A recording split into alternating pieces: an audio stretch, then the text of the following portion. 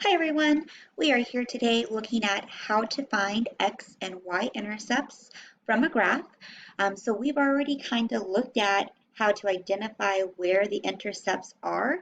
We know that the intercepts happen where you have a point on the x or the y axis.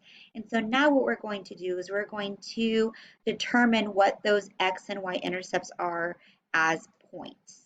So what we're going to do is we're going to look at how do we write a point, because in order to determine the x and y intercept, you have to write them as a point. So we need to know how to write a point. So a point is an x value and then the y value. So a number from the x-axis and then the number from the y-axis. Okay, so x and then y. Okay, so if you are looking for your x-intercept, then you're looking from the number from the x-axis, and then you will have a 0 for y. If you're looking for the y-intercept, you're going to have a 0 for the x, and then you'll look for the number on the y-axis. All right, so let's go ahead and look at this graph that we have here, and we're going to find the x-intercept first and then the y-intercept. So starting with the x-intercept, I always like to highlight the axis that we're looking at. So if the x-intercept means we're looking at the x-axis, so I'm going to highlight it here.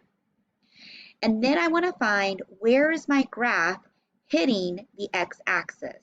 And I want to go ahead and identify that point. So let's see, let's get a different color and let's find out where is that graph hitting right there at this point. So now I'm ready to write my x-intercept. Okay, so remember x-intercept is your x number and then 0.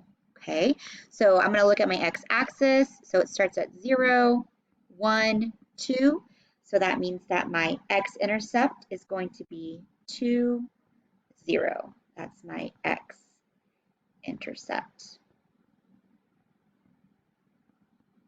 Okay, now I'm moving on to my y-intercept.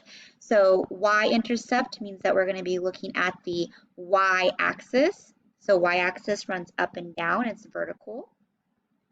So I'm going to go ahead and highlight that. And then I want to go ahead and find the spot where my graph is intersecting or intercepting the y-axis, and it's right here. Now I'm ready to write my y-intercept as a point. So remember, your y-intercept is always going to be 0 and then the number where you're hitting the y-axis.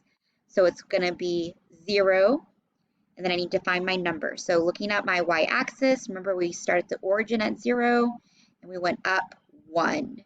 So that means it's 1.